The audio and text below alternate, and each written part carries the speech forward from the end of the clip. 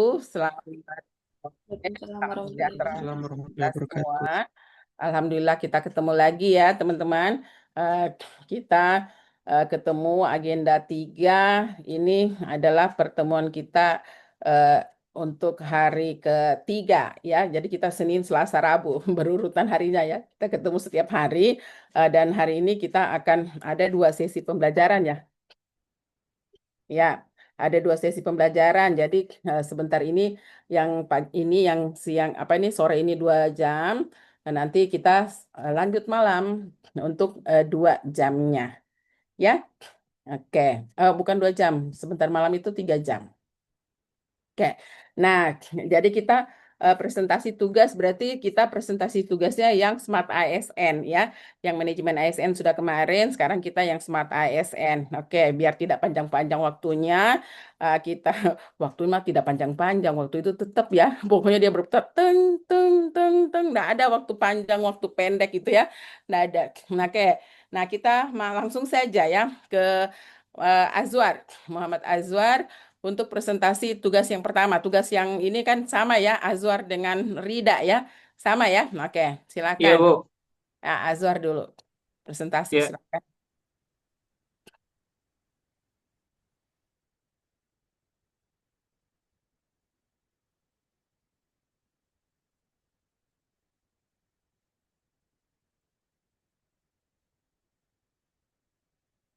sudah tampil, Bu, dan teman-teman semua.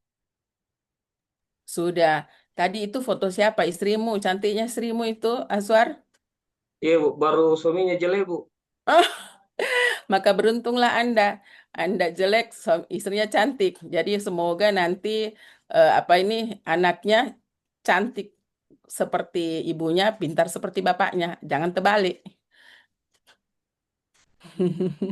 Silakan Azwar, bercanda Ibu ya. Ya, Oh, silakan. ya. Terima kasih atas kesempatan yang diberikan. Ya. Sebelumnya, Bismillahirrahmanirrahim. Assalamualaikum warahmatullahi wabarakatuh. Waalaikumsalam. Ya, jadi untuk kesempatan kali ini, saya akan mencoba membahas tentang materi Smart ASN, khususnya di etika digital. Lanjut, sebelum kita lebih jauh, kita mesti memahami dulu apa itu sebenarnya Smart ASN. Jadi, Smart ASN merupakan aparatur yang berintegritas, profesional, adaptif terhadap teknologi, dan selalu berorientasi pada pelayanan publik yang prima. Selanjutnya, dalam materi Smart ASN, itu kemudian kita bahas literasi digital yang terdiri dari kecakapan digital, budaya digital, etika digital, dan keamanan digital. Etika digital merupakan atau biasa digital etik merupakan panduan etis dan kontrol diri self-controlling dalam menghadapi jarak perbedaan-perbedaan dalam menggunakan media digital. Bagi ASN, etika digital bukan sekedar sopan santun, tetapi menjadi cerminan integritas, profesionalisme, dan tanggung jawab publik. Mengapa etika digital menjadi penting? Karena jejak digital ASN adalah representasi negara di mata masyarakat. Dalam dalam ruang lingkup etika digital terdapat 4 poin. Pertama, kesadaran yang merupakan melakukan sesuatu dengan sadar atau memiliki tujuan. Kesadaran dalam hal ini kondisi individu yang menyediakan sumber daya secara penuh ketika menggunakan media digital, sehingga individu tersebut memahami apa saja yang sedang dilakukannya dengan perangkat digital. Kedua, tanggung jawab. Hal ini berkaitan dengan dampak atau akibat yang ditimbulkan dari suatu tindakan. Maka bertanggung jawab juga merupakan kemauan menanggung konsekuensi dari tindakan dan perilaku dalam bermedia digital. Selanjutnya, integritas atau kejujuran. Prinsip kejujuran sehingga setiap individu terhindar dari keinginan dan perbuatan memanipulasi, menipu, berbohong, plagiasi, dan lainnya saat bermedia digital. Keempat, kebajikan. Menyangkut hal-hal yang bernilai kemanfaatan, kemanusiaan, dan kebaikan, serta prinsip menggunakan media digital untuk meningkatkan derajat sesama manusia atau kualitas kehidupan bersama. Dalam bermedia digital, itu memungkinkan adanya interaksi digital. Terdapat dua hal yang perlu diperhatikan dalam berinteraksi bermedia digital. Pertama, penghargaan kepada diri sendiri, artinya akan pentingnya menjaga kepentingan kita di dunia digital, yaitu dengan bijak mengekspos diri kita melalui pesan yang kita buat dan bagikan. Kedua, penghargaan kepada orang lain. Dalam hal ini, bagaimana menjaga hak orang lain agar tidak terjadi kesalahpahaman dalam bermedia digital. Penghargaan kepada orang lain ini juga penting dalam menjaga setiap orang untuk tidak membagikan konten-konten negatif yang berimplikasi pada terpecah belahnya persatuan dan kesatuan. Adapun yang dimaksud dengan konten negatif menurut Undang-Undang Nomor 19 Tahun 2016 itu termaktub dalam Undang-Undang ITE yang berbunyi informasi atau dokumen elektronik yang memiliki muatan yang melanggar kesusilaan, perjudian, penghinaan, atau pencemaran nama baik, pemerasan, dan atau pengancaman penyebaran berita bohong dan menyesatkan sehingga mengakibatkan kerugian pengguna. Adapun yang dimaksud dengan konten negatif itu dapat berupa hoax, cyberbullying, dan hate speech. Selanjutnya, ada 5 prinsip dalam etika digital itu sendiri. Pertama, integritas digital, yaitu setiap data yang kita kelola adalah amanah. Hindari memanipulasi informasi, jangan menggunakan akun palsu, dan pastikan setiap unggahan dapat dipertanggungjawabkan. Kedua, transparansi dan akuntabilitas. Etika digital mengajarkan kita untuk terbuka terhadap informasi publik. Setiap dokumen atau pengumuman resmi yang dipublikasikan harus jelas, tepat, dan mudah dipahami. Selanjutnya, netralitas dan profesionalisme. Artinya, tidak boleh ada konten yang memihak pada politik praktis, menyebar kebencian, atau mencederai persatuan bangsa. Profesionalisme terlihat dari sikap kita yang selalu mengutamakan pelayanan. Selanjutnya, keamanan data dan privasi. Etika digital menuntut kita menjaga kerahasiaan dokumen, menggunakan password yang kuat, dan tidak sembarangan mengirim file sensitif melalui media sosial. Kelima, bijak bermedia sosial. Media sosial adalah tempat untuk bersosialisasi, tetapi juga bisa jadi tempat perang jika tidak bijak. Hindari provokasi, ujaran kebencian, dan perdebatan kusir yang tidak ada ujungnya. Fokus pada interaksi positif dan bernilai edukasi.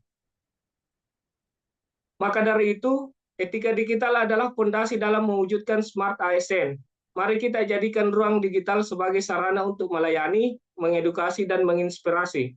Ingat, setiap kata, unggahan, dan data yang kita kelola adalah cermin dari integritas kita sebagai abdi negara. Bersama ini, kita wujudkan smart ASN untuk smart nation demi Indonesia yang lebih maju dan bermartabat. Terima kasih. Cukup sekian dari saya. Lebih dan kurangnya mohon dimaafkan. Assalamualaikum warahmatullahi wabarakatuh. Waalaikumsalam warahmatullahi wabarakatuh. Baik, terima kasih Pak Azwar atas presentasinya. Iya, kita kasih apresiasi dulu ya atas tugas yang sudah dipresentasikan. Selanjutnya kita ke Rida. Kita presentasi saja semua dulu ya, baru nanti kita sharing hasil menyimaknya. Oke, ke Ahmad Rida, silakan. Baik, Bu, izin share screen, Ibu. Ya, silakan.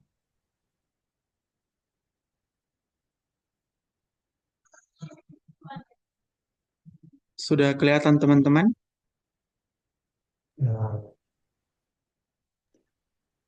Sudah.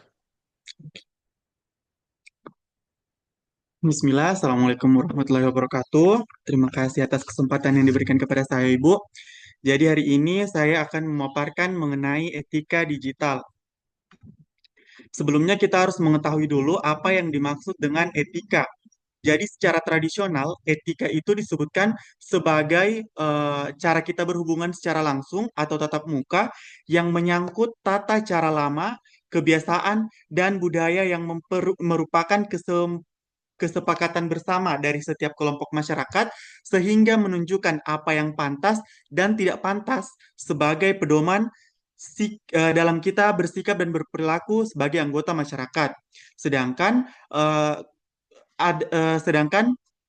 jika ditelik dari etika kontemporer itu sendiri, Artinya yaitu etika elektronik dan digital yang menyangkut tata cara, kebiasaan, dan budaya yang berkembang karena teknologi yang memungkinkan pertemuan sosial budaya secara lebih luas dan global.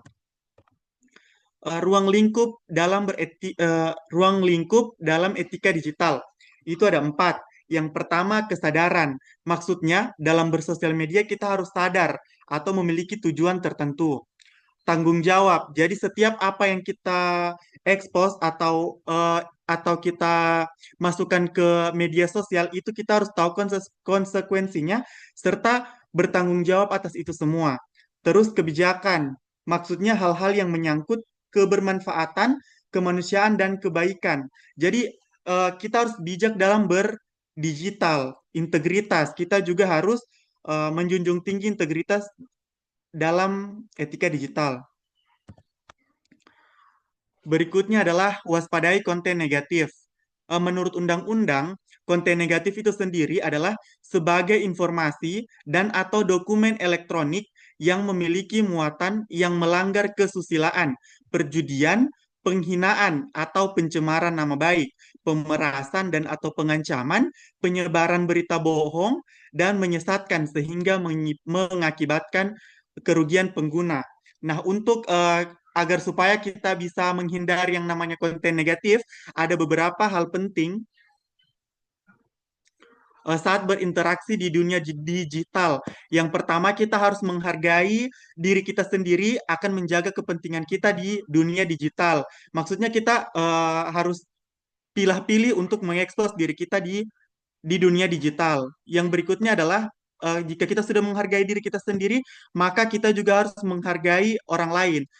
Lihat contoh penerapannya, prinsip tersebut dalam penghargaan pada orang lain bisa kita lihat contoh penerapan prinsip tersebut pada media sosial. Berikutnya adalah jenis-jenis konten negatif. Konten negatif sendiri yang sering kita dengar adalah hoax. Itu kata yang sering kita dengar. Artinya sebuah kata yang sangat populer belakangan ini di Indonesia. Berbagai peristiwa besar diiringi oleh kemunculan hoaks, misalnya peristiwa politik, bencana alam, ekonomi, sosial, dan kesehatan. Berikutnya adalah cyberbullying, yaitu bentuk perundungan yang didapat berupa doxing atau membagikan data personal seseorang ke dunia maya. Bentuk cyberbullying juga bisa cyberstalking, yaitu mengintip dan memata-matai seseorang di dunia maya. Bisa juga dalam revenge porn atau membalas dendam melalui penyebaran foto atau video intim seseorang. Jenis konten negatif berikutnya itu hate speech, artinya ujaran kebencian adalah ungkapan atau ekspresi yang menganjurkan ajakan untuk mendiskreditkan atau menyakitkan seseorang atau sekelompok orang dengan tujuan membangkitkan permusuhan, kekerasan, dan diskriminasi kepada orang atau kelompok. Selanjutnya adalah interaksi bermakna di ruang digital. Partisipasi merupakan proses terlibat aktif dalam berbagai data dan informasi yang bermanfaat bagi diri sendiri dan orang lain. Proses ini berakhir pada menciptakan konten kreatif dan positif untuk menggerakkan lingkungan sekitar. Berikutnya adalah kolaborasi. Jika kita sudah berpartisipasi dalam dunia digital, maka kita harus membangun kolaborasi yang baik, di mana kolaborasi itu merupakan proses kerjasama antar pengguna untuk memecahkan masalah bersama. Ada beberapa pertimbangan etis dalam interaksi digital. Yang pertama, dari segi subjek. Apakah subjek berkenan untuk masuk ke dalam konten kita? Itu harus dipertanyakan. Baru apakah subjek bebas dalam berpartisipasi atau ada paksaan. Terus dari segi pencipta karya, apakah pencipta karya memiliki maksud baik terhadap subjek? Terus apakah pencipta karya mempertimbangkan konsekuensi dari kontennya terhadap subjek? Dan apakah efek yang akan muncul ke depannya bagi masyarakat, khususnya terkait menjalin hubungan sosial yang sehat? Terus dari segi audiens, apakah audiens mendapatkan maksud yang baik dari yang disampaikan oleh pencipta karya? Dan apakah audiens dapat berkontribusi bagi hubungan sosial yang sehat? Berikutnya adalah interaksi dan transaksi bijak. Jadi interaksi itu adalah sebuah kebutuhan dan seiring perkembangan teknologi informasi, interaksi dapat dilakukan tidak hanya bertatap muka secara langsung, tetapi juga melalui eh, atau termediasi oleh komputer atau perangkat sejenis. Sedangkan menurut Undang-Undang ITE nomor 11 tahun 2008, transaksi elektronik adalah dengan menggunakan komputer, jaringan komputer, dan media elektronik lainnya. Berdasarkan UU tersebut, persyaratan pihak yang bertransaksi elektronik harus dilakukan dengan sistem elektronik yang disepakati oleh para pihak. Etika dalam berinteraksi di dunia digital. Dalam berjejaring pertemanan di dunia digital ada beberapa etikanya. Yang pertama, bertemanlah dengan orang yang kita kenal sebelumnya. Terus apabila kita mendapat teman baru, lebih baik kita telusuri terlebih dahulu informasi tentang teman tersebut melalui browser atau dari teman lainnya. Dan apabila mencari teman baru, sebaiknya teman tersebut memiliki kesamaan pertemanan atau minat dengan kita. Dan bertemanlah dengan orang yang menggunakan identitas asli. Terus ada juga dalam aplikasi percakapan juga memiliki etika. Yang pertama, harus menjaga privasi satu sama lain, tidak memberikan nomor orang lain kepada siapapun tanpa izin. Dan apabila mengontak orang lain yang belum mengenal kita sebelumnya, sebaiknya didahului dengan perkenalan diri dan menyebutkan nomor kontak orang tersebut siapa. Dan apabila membuat grup atau akan memasukkan seseorang ke dalam grup, maka sebaiknya kita menanyakan terlebih dahulu kesediaan untuk bergabung ke dalam grup. Dan yang terakhir, jangan meneruskan pesan bila pesan tersebut belum bisa dipastikan kebenarannya. Dan dalam bertransaksi, itu ada juga ITK-nya. Yang pertama, daftarkan diri, eh, daftarkan diri baik penjual maupun pembeli sesuai dengan ketentuan yang disyaratkan platform belanja daring yang diinginkan. Terus kenali dengan baik seluruh fitur yang perlu tersedia. Fitur-fitur utama yang perlu dipelajari adalah kebijakan penjualan, detail produk, keamanan akun, proses pembayaran, pengembalian produk, dan pengiriman produk. Dan pastikan perangkat digital yang kita gunakan untuk bertransaksi digital itu sudah aman. Dan yang terakhir, baik penjual maupun pembeli sebaiknya memberikan dan dapat mengakses layanan bantuan yang disediakan oleh e-commerce. Sebagai pelapak dalam berinteraksi, juga punya etika. Yang pertama, jadilah penjual atau pelapak barang atau jasa yang tidak melanggar hukum. Jujur mendeskripsikan informasi mengenai produk yang kita jual, baik itu tulisan, gambar, atau foto produk. Informasi mengenai produk yang akan dijual harus sesuai dengan yang aslinya. Terus selalu berusaha membalas calon pembeli yang bertanya atau memberi komentar. Melakukan unggahan dengan kata-kata yang sopan dan tidak mengandung sara. Balasan terhadap komentar tetap sopan dan tidak menyinggung. Bila memberikan promosi, beritahu dengan jelas dan masuk akal tentang produk yang akan dipromosi. Barang atau jasa sebaiknya dijelaskan pada spesifikasi produk dan tidak memaksakan pembeli untuk memberi umpan balik yang baik. Berikutnya, ketika bertransaksi sebagai pembeli, yang pertama kita harus melihat keprofesionalan lapak dan profil penjual. Berikutnya, membaca respon dan tanggapan di barang yang akan dikonsumsi. Melihat latar belakang dan riwayat penjualan. Mempelajari variasi, cara transaksi dan pembayaran. Membaca testimoni atau komentar pelanggan sebelumnya. Mengecek status apakah keanggotaan sudah diverifikasi. Melihat apakah ada dukungan dan rekomendasi dari pihak lain. Apakah mematok harga yang masuk akal. Tidak masuk dalam blacklist. Lakukan survei harga pembanding dengan penjual lain, dapat mengadukan pengelolaan platform belanja daring jika ada informasi yang tidak sesuai atau meragukan, serta baca informasi mengenai produk dalam platform belanja dengan teliti dan hati-hati. Mungkin hanya itu yang dapat saya sampaikan, Ibu.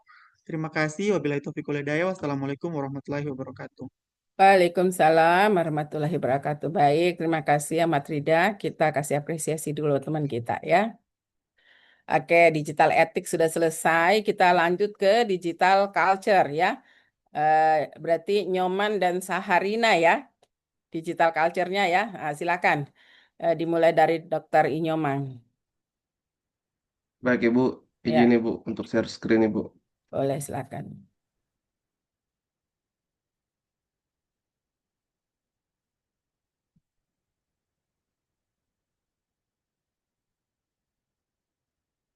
Baik, apakah sudah terlihat Ibu? Sudah, silakan, silakan, Nyoman.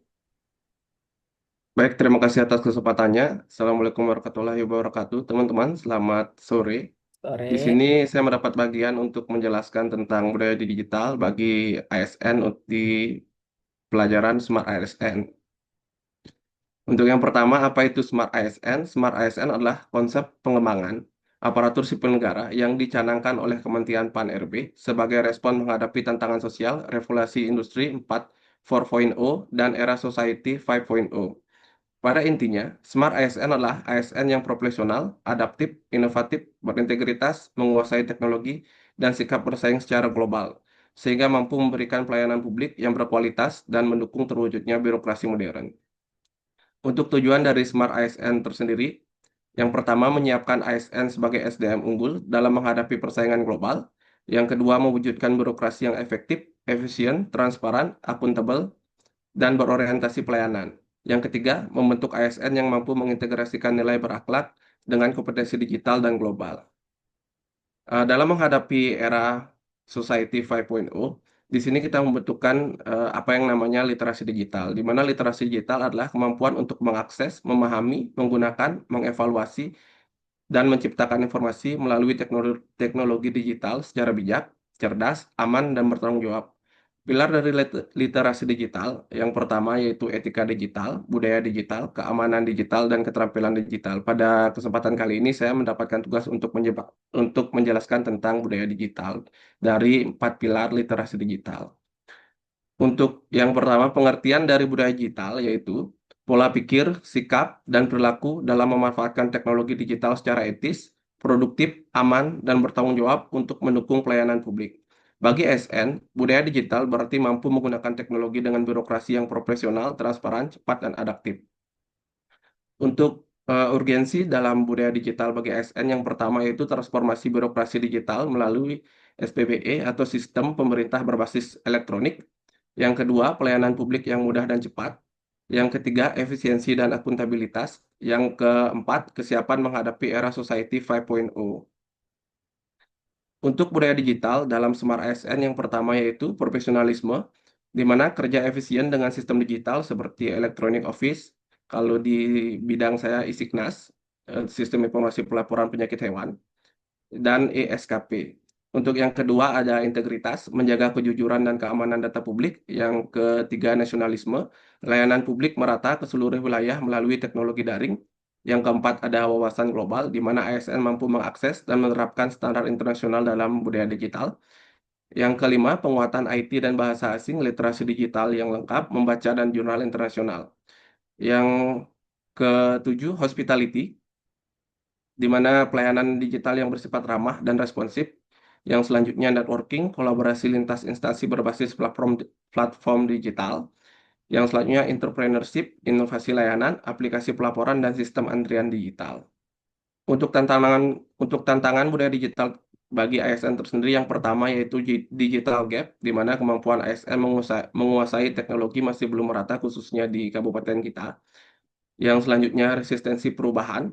Sebagian ASN masih nyaman dengan cara manual, cara-cara tradisional dan belum beralih ke bidang digital. Pada umumnya ASN-ASN yang sudah berumur. Untuk yang ketiga, ancaman keamanan cyber, potensi kebocoran data publik dan peretasan sistem.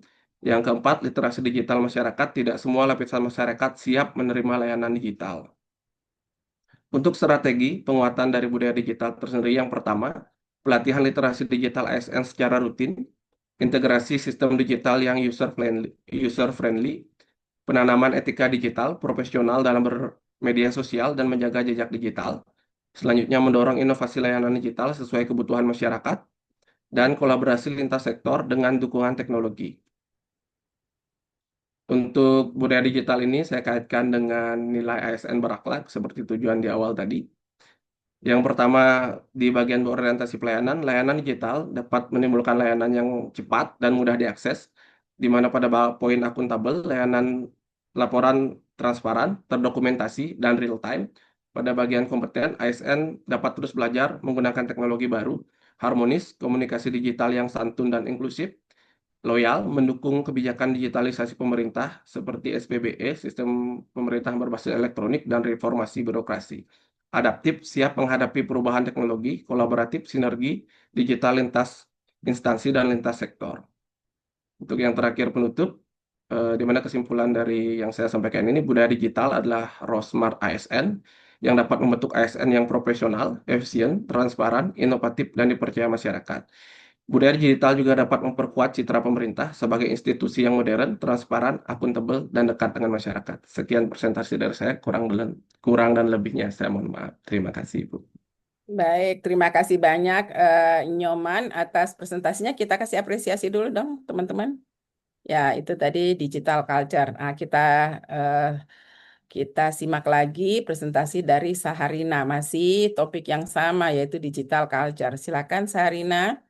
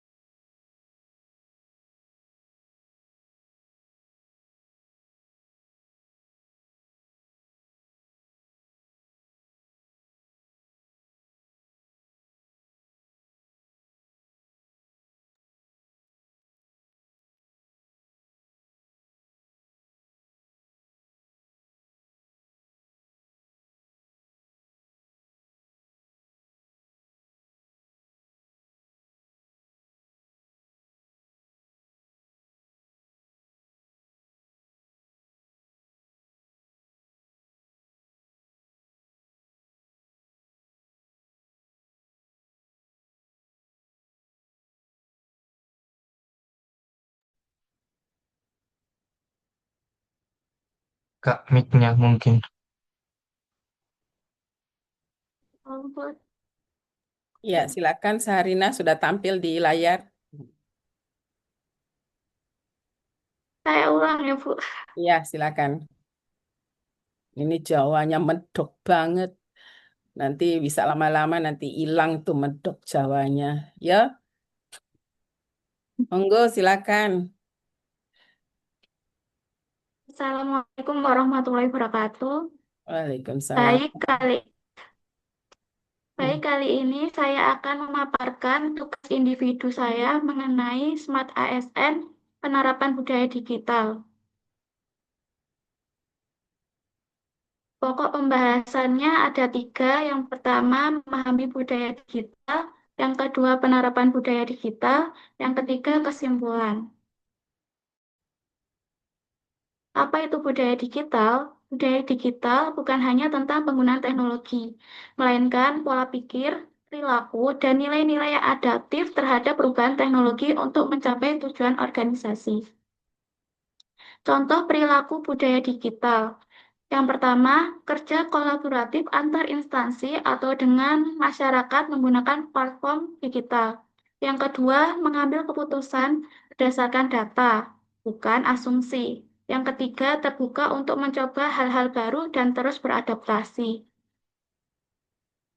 Penerapan budaya digital ada dua konsep. Yang pertama, penggunaan teknologi informasi untuk meningkatkan efisiensi administrasi pemerintahan. Untuk contoh penerapannya ada tiga. Yang pertama, sistem e-budgeting dan e-planning. Untuk pengelolaan anggaran dan perencanaan yang lebih transparan dan akuntabel di Kementerian Keuangan. Untuk yang kedua, absensi online. Pegawai bisa melakukan absensi menggunakan aplikasi yang terintegrasi mengurangi birokrasi manual. Yang ketiga, portal Statu Data Pertanian Indonesia. Aplikasi simultan menciptakan basis data tunggal yang terintegrasi dan akurat, sehingga memudahkan pemerintah dalam memvalidasi, mengelola, dan mengakses data secara real-time. Untuk konsep yang kedua, pemerintah menyediakan layanan yang dapat diakses kapan saja dan di mana saja. Untuk contoh penerapannya ada dua, yaitu menggunakan aplikasi mobile seperti Peduli Lindungi yang menjadi alat utama untuk penanganan pandemi. Yang kedua, pajak online, seperti lapor SPT tahunan melalui e-filing DJP online.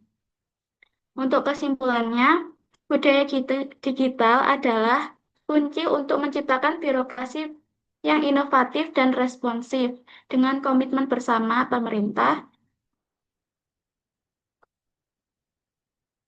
bisa memberikan layanan publik yang bermanfaat bagi seluruh masyarakat. Sekian pemaparan ini saya sampaikan. Terima kasih. Baik, terima kasih banyak, Sarina. Oke, boleh stop sharing dulu. Kita kasih apresiasi dong buat teman kita. Ah, kita berarti yang digital culture sudah selesai ya. Kita pindah ke topik lain yaitu digital safety. Itu berarti tugasnya Fitri dan Amirul. Kita mulai dari Amirul dulu deh. Setelah itu Fitri ya. Silakan Amirul. Baik Bu, izin share screen. Ya, silakan. Bismillah, Assalamualaikum warahmatullahi wabarakatuh. Terima kasih atas kesempatan yang diberikan. Pada kesempatan kali ini saya akan membahas tentang digital safety atau keamanan digital di ruang lingkup Smart ASN. Oke. Bagi Smart ASN, keamanan digital adalah kemampuan melindungi perangkat, identitas, dan data pribadi sekaligus menjaga etika berperilaku di ruang digital. Pentingnya kompetensi ini semakin terasa seiring pesatnya penggunaan teknologi dan internet setelah pandemi, yang turut membawa ancaman kejahatan digital yang kian kompleks. Oke. Jadi, terdapat lima indikator kompetensi keamanan digital yang harus kita kuasai sebagai Smart ASN. Yang pertama yaitu pengamanan perangkat digital, yang kedua pengamanan identitas digital, yang ketiga kewaspadaan terhadap penipuan digital, yang keempat adalah pemahaman rekam jejak digital, yang kelima adalah keamanan digital untuk anak. Nah, adapun area kecakapan keamanan digital sebagai berikut. Yang pertama yaitu kognitif, yaitu memahami konsep, strategi, proteksi perangkat keras atau lunak, identitas, dan data pribadi. Kemudian afektif, yaitu menumbuhkan empati dan kesadaran bahwa keamanan digital juga melindungi orang lain. Yang ketiga yaitu konatif atau behavioral, yaitu langkah nyata seperti membuat password yang kuat, menggunakan autentikasi ganda, serta menjaga kerahasiaan data pribadi. Kemudian ini adalah proteksi perangkat digital.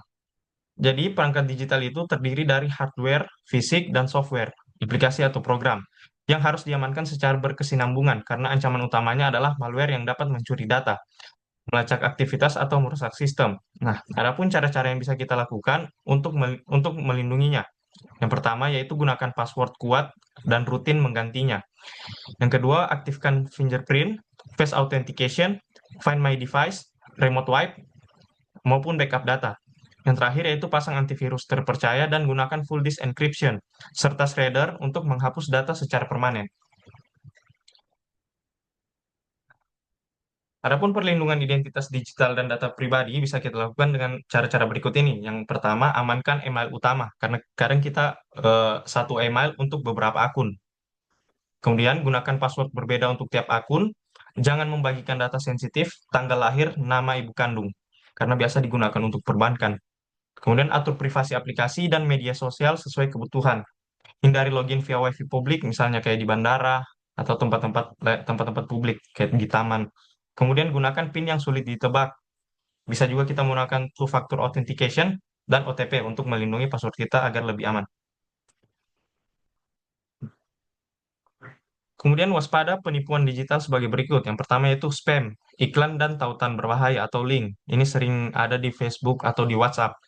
Kemudian phishing, menyebab penggunaan lewat situs atau aplikasi palsu yang biasanya itu bentuknya itu webnya menyerupai web aslinya.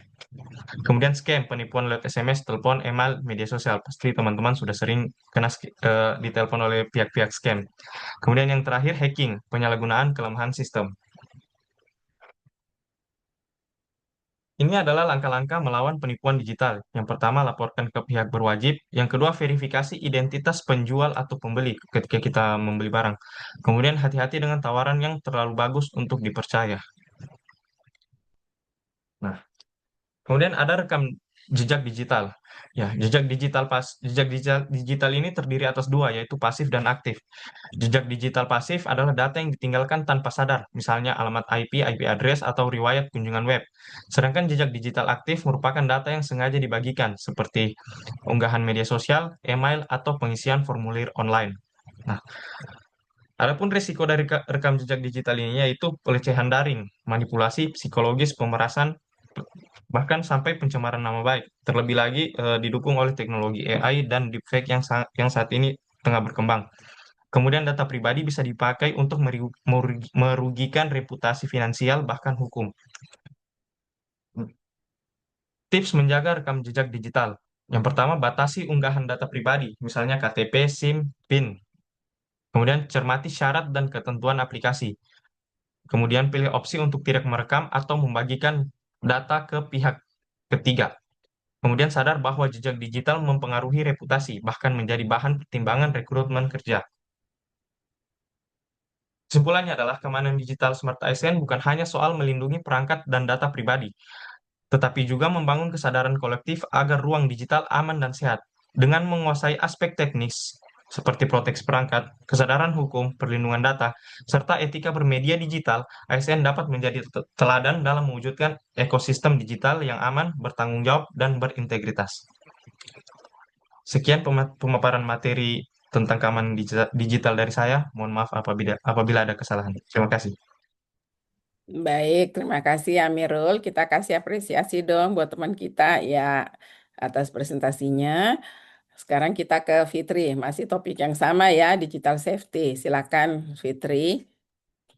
Iya, Ibu. Terima kasih untuk kesempatannya. Izin Ya, share screen, Ibu. boleh silakan.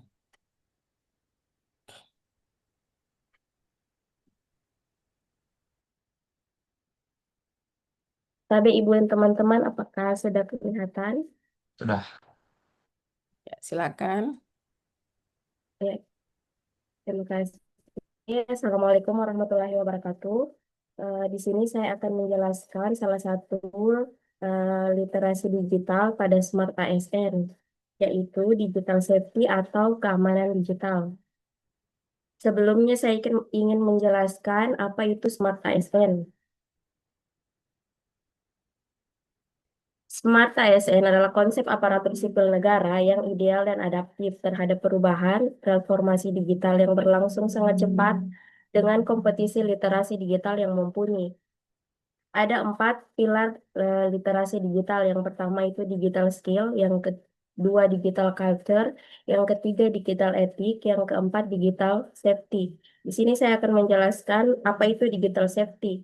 Digital safety yaitu kemampuan mengenali, mempelakan, menerapkan, menganalisis, menimbang, dan meningkatkan kesadaran perlindungan data pribadi dan keamanan digital dalam kehidupan sehari-hari.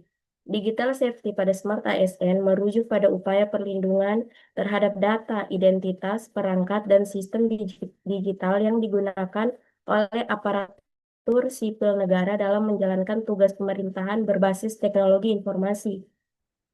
Tujuan dari digital safety yaitu yang pertama, melindungi sistem pemerintahan dari serangan cyber, menjaga citra ASN sebagai aparatur profesional dan modern. Yang ketiga, meningkatkan efisiensi dan efektivitas kerja berbasis teknologi. Yang keempat, mendukung transformasi digital pemerintahan yang bersih dan akuntabel.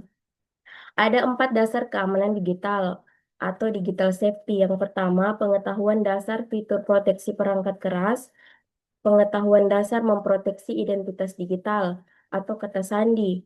Yang kedua, pengetahuan dasar dalam mencari informasi dan data yang valid dari sumber yang terverifikasi dan terpercaya, memahami spam dan phishing. Yang ketiga, pengetahuan dasar dalam memahami fitur keamanan platform digital dan menyadari adanya rekam jejak digital dalam memuat konten sosmed.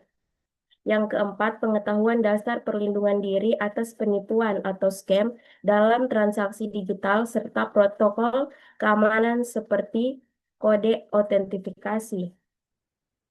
Kemudian ada 3 area kecakapan keamanan digital. Yang pertama yaitu kognitif, memahami berbagai konsep dan mekanisme proteksi baik terhadap perangkat digital, lunak maupun keras, atau terhadap identitas digital dan data diri. Jenis proteksi perangkat keras dan perangkat lunak, yaitu kalau perangkat keras ada kata sandi, fingerprint, face authentication. Kalau perangkat lunak ada Find My Device, Backup Story, atau antivirus. Kemudian yang kedua afektif adalah empati agar pengguna media digital punya kesadaran bahwa keamanan digital bukan sekedar tentang perlindungan perangkat digital sendiri dan data diri sendiri, melainkan menjaga keamanan pengguna lain sehingga tercipta sistem keamanan yang kuat. Yang ketiga, konatif atau behavioral, yaitu langkah-langkah praktis untuk melakukan perlindungan identitas digital dan data diri. Jenis identitas digital yaitu ada 2, ada identitas yang terlihat dan identitas yang tidak terlihat. Kalau yang terlihat itu ada nama akun, foto profil, dan deskripsi pengguna. Sedangkan yang tidak terlihat itu ada PIN, password atau sandi, ada two-factor authentication, dan OTP.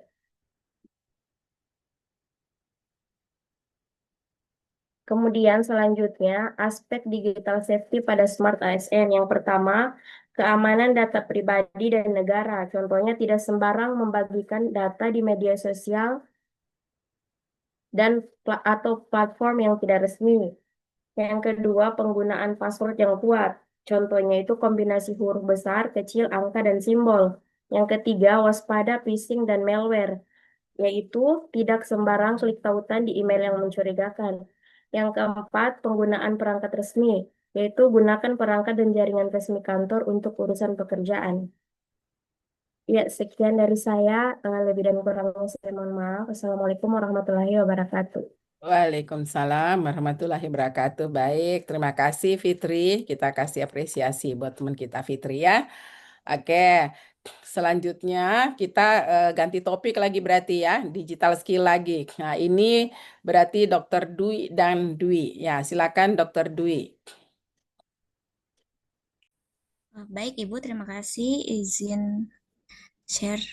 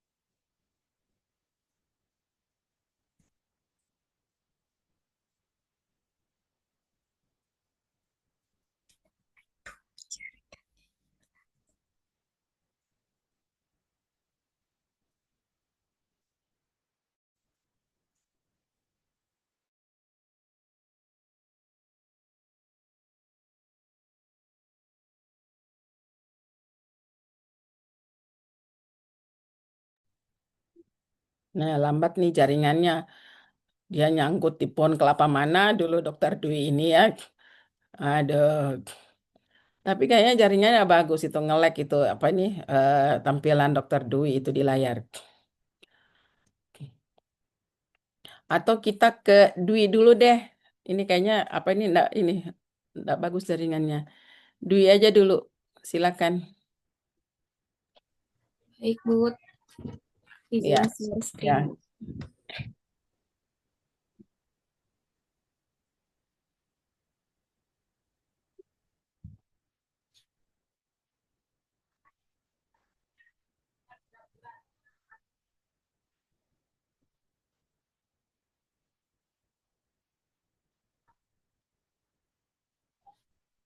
Sudah kelihatan? Ya, sudah, silakan.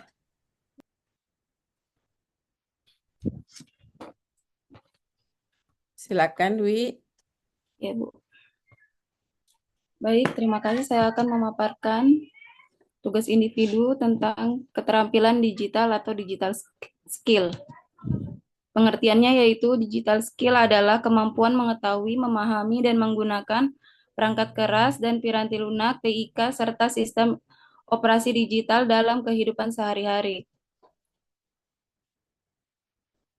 Digital skill memiliki 4 dasar. Yang pertama yaitu pengetahuan dasar perangkat keras digital, HP, dan PC.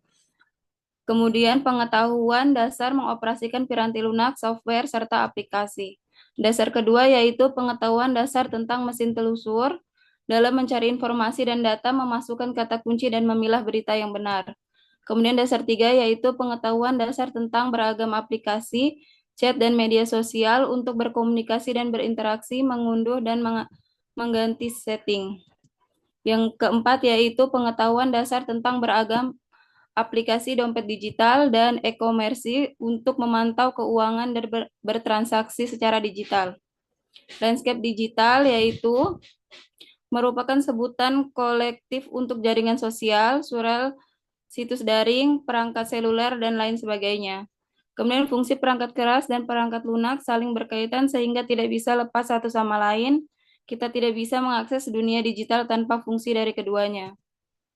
Tahapan kerja mesin pencari informasi yaitu penelusuran, pengindeksan atau indexing, pemeringkatan atau ranking. Kemudian dimensi persiapan ada 4 yaitu akses terhadap internet. Yang kedua syarat dan ketentuan penggunaan aplikasi. Kemudian yang ketiga membuat atau membuka akun. Yang keempat yaitu metode akses. Tujuannya untuk ASN yaitu mengoperasikan sistem informasi pemerintah seperti Electronic Office, e-Kinerja, Srikandi, serta memanfaatkan layanan daring untuk administrasi dan pelayanan publik.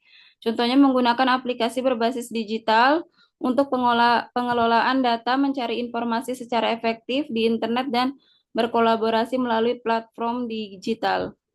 Kemampuan kita dalam mengoperasikan aplikasi Zoom Meeting dan Google Meet dalam proses pembelajaran dan keperluan kantor seperti rapat, kemudian menggunakan Microsoft Office dalam membantu memudahkan pekerjaan kantor. Contohnya, saya ambil dari Nakes yaitu keterampilan skill untuk Nakes yaitu membuat video promosi kesehatan lebih menarik, informatif, dan mudah dipahami, dan kecakapan Nakes dalam mengoperasikan digital seperti rekam medis elektronik atau RME, P-Care, mobile JKN, dan aplikasi lainnya yang dapat mempermudah dan mempercepat layanan. Terima kasih pemaparan dari saya. Kurang dan lebihnya saya mohon maaf. Assalamualaikum warahmatullahi wabarakatuh. Waalaikumsalam warahmatullahi wabarakatuh. Baik, kita kasih apresiasi dulu dong buat teman kita Dwi. Kayaknya Dokter Dwi ini kayaknya mati lampu di sana itu ya, belum gabung-gabung sampai sekarang. Pasti dia sudah pusing itu ya. Aduh, saya mau lari kemana ini? Karena kalau mati lampu di Palu saja kalau mati lampu ibu ndak bisa zoom. Betulan ibu sampai keringat jahat itu ya, keringat dingin sampai keluar. Aduh, ini jamku udah apalagi kalau pembelajarannya yang 2JP itu kan 1 jamnya 45 menit. Jadi 1,5 jam gitu kan. Jadi kalau sudah setengah jam, waduh sudah lewat, waduh itu ibu sudah pusing keliling cari. Cuman mau ke kantor. Itu juga nih susahnya kantorku tuh ya. Di kantor itu belum smart ASN mereka itu ya. Jadi mereka batasi ceritanya WiFi. Jadi WiFi itu apa ini boleh untuk semua HP apa ini komputer. Tapi kalau yang MacBook sama iPhone dia tidak mau kasih connect gitu. Jadi, nah susahnya ibu pakainya iPhone sama MacBook gitu kan. Jadi ndak bisa ibu zoomnya dari kantor kecuali pakai paket data. Paket data itu kadang-kadang ndak ini dia ndak stabil gitu. Jadi kalau paket data ibu pakai, itu biasanya lari-lari gitu. Nah seperti itu. Jadi ya serba salah kalau mati lampu. Pokoknya kendalanya kita smart ASN ini adalah kendalanya mati lampu ya dan jaringan. Nah, tapi beda sekali itu sama Jepang itu. Jepang itu luar biasa ya. Jadi apa ini Jepang itu ya teman-teman apa ini lumayan safe juga ya. Jadi waktu waktu ibu ke sana itu kan tersambung otomatis tuh apa ini jaringan wifi-nya. Bukan seperti kita yang kita minta minta dulu passwordnya gitu ya, mau kemana-mana minta passwordnya. Itu dia dia langsung tersambung otomatis. Jadi kita berpindah dari satu area ke area lain itu otomatis tersambung dan safe gitu. Ya, apa ini mereka waktu itu kita ke sana tidak ada keluhan sama sekali. Jadi dan tidak ada pemberitahuan bahwa Anda terkoneksi dengan apa ini jaringan yang apa ini tidak safe ya. Kan ada tuh ya selalu dia bilang ini apa ini not safe gitu kan, not safe, not safe. Nah, biasanya kita kalau apa ini masuk ke satu wilayah kemudian ada wifi terkoneksi gitu, dia bilang ini jaringan ini tidak aman. Nah, jadi jangan diklik gitu kalau berkaitan dengan digital safety. Nah, itu aman itu masuk di kereta langsung tersambung dengan wifi kereta, masuk stasiun langsung. Wah, keren sekali. Ibu malah pulang lagi ke Indonesia itu pakai data masih full, paket roamingnya. Saya bilang, "Wih, keren juga. Bukan kayak kemarin ibu pergi Arab Saudi itu habis paket dataku 2 juta. Kan dia paketnya pokoknya 800 pokoknya taruhlah 900, pokoknya 900-an deh. Di sana belum 1 bulan habis paket itu. Bagaimana enggak itu cucuku menelpon terus video call itu, terus dia video callnya jam 2. Dia sudah pagi di sini jam 2 subuh di sana. Saya bilang, waduh mataku, ini anak-anak enggak tahu ini kalau di sini tengah malam kan beda 5 jam kan. Seperti itu. Wah, kacau. Tuh sudah mulai nangis kan semuanya di luar cucuku 2 itu. Hebohnya minta ampun. Ah, itu dia mau masuk kamar. Saya kan ini zoomnya dari kamar teman-teman. Jadi dia bela-belain mau masuk kamar dan dikasih sama orang-orang di luar itu. Nanti dia pukul itu pintu. Seperti itu. Jadi nanti teman-teman semua itu untuk digital safety-nya. Dokter Dwi, gimana digital digital skill-nya? Aduh, mati lampu. Tadi habis hujan Ibu, jadinya jelek lagi jaringan. Ya boleh deh, coba dilanjutkan lagi. Iya, maaf Ibu. Enggak apa-apa, biasa tuh ibu yang ada yang hari apa itu ibu yang stres 1 hari. Mati lampu pagi, siang, sore, pas ada sesi pagi lagi ada sesi siang. Wah, kacau deh kalau seperti itu. Tapi enggak mati lampu ya di sana ya, Dokter Dwi. Tidak Ibu. Iya. Ya, silakan sudah tampil di layar. Iya. Terima kasih. Assalamualaikum warahmatullahi wabarakatuh. Waalaikumsalam. Terima kasih kesempatannya. Saya akan menerangkan tentang keterampilan digital atau digital skill.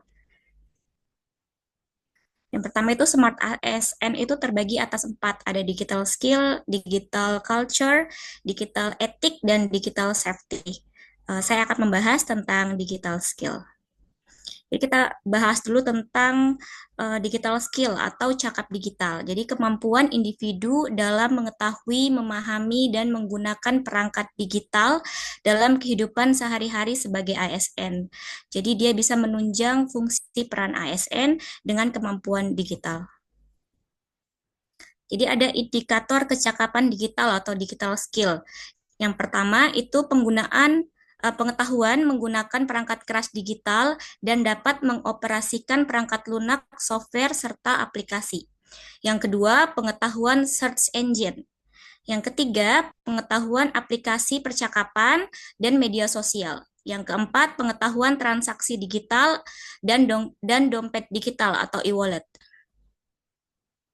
Jadi penerapan digital skill-nya tadi kan ada dijelaskan tentang pengetahuan menggunakan perangkat keras ataupun perangkat lunak, yaitu menggunakan handphone, notebook, komputer, tablet, dan lain-lain. Serta bisa menggunakan internet, ada Google, Yahoo, CapCut, ataupun AI. Kemudian penggunaan kata kunci pada search engine atau mesin telusur. Jadi kita bisa menggunakan mesin telusur atau kata kunci ini untuk mencari berita yang benar. Kemudian penggunaan aplikasi chat atau WhatsApp, Instagram, Facebook, Zoom, email, dan lain-lain. Kemudian e-wallet dan marketplace untuk transaksi pembayaran online berupa Dana, Kris, Shopify, dan lain-lain.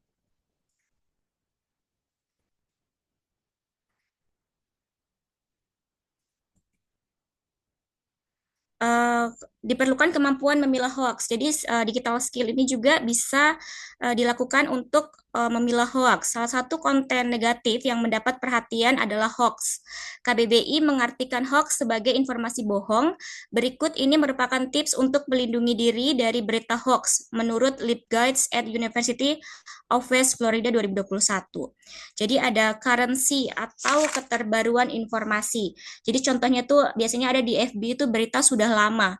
Terus tiba-tiba ada yang komen, jadi seakan-akan berita itu baru boom sekarang. Jadi hal itu perlu kita perhatikan, keterbaruan informasi. Yang kedua, relevansi. Relevansi ini apakah informasi yang kita temukan sesuai dengan apa yang dibutuhkan? Apakah kita sudah melihat dari beberapa sumber? Jadi kita tidak melihat hanya dari satu sumber saja. Kemudian yang ketiga, authority atau penulis. Siapa penulisnya, sponsor, penerbit itu kita harus perhatikan. Kemudian yang keempat, akuransi atau ketepatan. Apakah informasi didukung bukti yang valid? Apakah mengutip dari sumber yang kredibel? Kemudian purpose, tujuan. Kita lihat apakah tujuan dari berita tersebut, apakah provokasi atau info jual beli dan lain-lain. Jika kita mendapatkan berita-berita hoax, kita bisa juga lakukan Google It. Jadi zaman sekarang kan apa-apa itu ada di Google. Apalagi kita dapat berita dari Facebook, kita bisa Google. Jadi kita lihat yang pertama ada tidaknya situs berita terkemuka lainnya melaporkan hal yang sama. Jadi apakah ada beberapa berita lain yang melaporkan hal yang sama. Yang kedua, ada tidaknya situs web cek fakta telah membantah klaim tersebut. Yang ketiga, jika hanya oknum tertentu yang melaporkan klaim tersebut, maka dalam kasus ini mungkin diperlukan lebih banyak penggalian. Kemudian dapatkan berita dari sumber berita. Salah satu cara termudah untuk menghindari jebakan berita palsu adalah dengan membuka langsung situs web berita yang kredibel mengenai berita tersebut. Kan sekarang setiap instansi pemerintahan bahkan individu itu memiliki akun pribadi ya. Contohnya Instagram. Jadi kita bisa langsung membuka situs mereka yang asli. Oke, bedakan opini dengan fakta. Jadi opini sekarang banyak digunakan dalam sumber berita. Kita mungkin setuju dengan pendapat yang disajikan atau penulis mungkin hanya mengkontekstualisasikan fakta. Namun kita harus memahami bahwa penulis menyajikan fakta dengan cara yang sesuai dengan agenda mereka dan pikiran mereka sendiri untuk menarik perhatian pembaca sebanyak mungkin. Terima kasih, Ibu.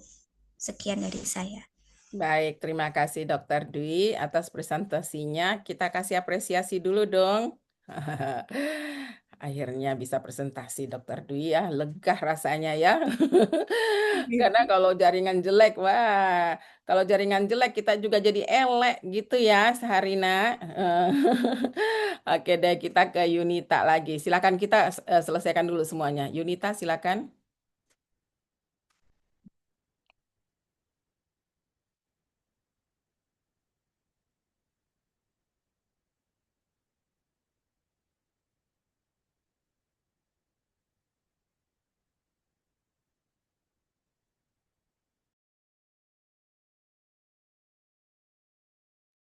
Baik, Bu. Terima kasih. Saya izin share.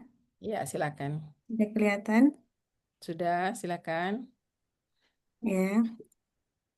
Kali ini saya akan mempresentasikan mengenai best practice digital ethics dan best practice digital culture. Yang pertama, best practice digital ethics ya. Dalam hal yang pertama, menghormati privasi data orang lain. Jadi itu best practice-nya adalah tidak menyebarkan data pribadi, alamat, nomor HP, foto, atau dokumen tanpa izin. Contohnya, sebelum mengunggah foto bersama teman ke media sosial, harus meminta persetujuan terlebih dahulu. Yang kedua, komunikasi yang sopan dan beretika. Best practice-nya adalah menggunakan bahasa yang sopan, tidak menghina, tidak menyebar ujaran kebencian. Contohnya, saat berdiskusi di grup WhatsApp kantor, tetap menjaga kesepanan meskipun berbeda pendapat.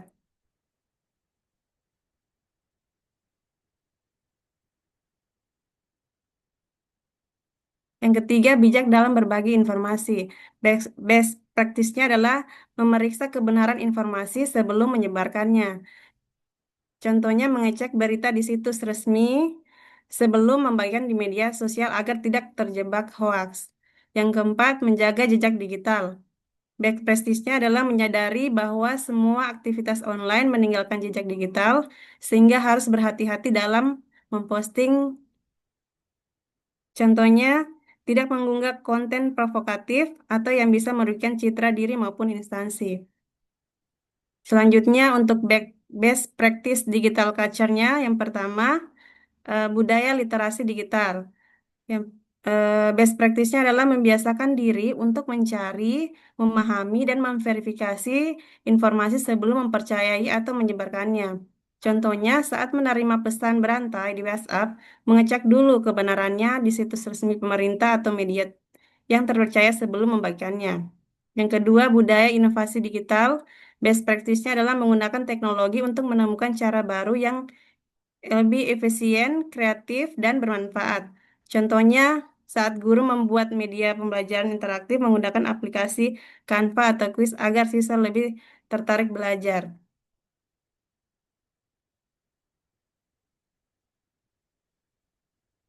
Yang ketiga, budaya kolaborasi digital. Memanfaatkan platform digital untuk bekerja sama secara efektif. Contohnya, tim kerja menggunakan Google Docs atau Microsoft Teams untuk menyusun laporan bersama secara daring. Yang keempat, bijak dalam berbagi informasi pribadi. Best practice-nya adalah tidak mengunggah konten yang terlalu pribadi, termasuk harta benda, lokasi rumah, atau aset berharga. Contohnya, seseorang memilih untuk tidak memposting foto koleksi perhiasan atau mobil mewah, cukup membagikan momen kebersamaan dengan keluarga. Baik, terima kasih pemaparan dari saya. Sekian dan terima kasih. Baik, terima kasih banyak Yunita. Kita kasih apresiasi dulu dong buat Yunita. Oke. Nah,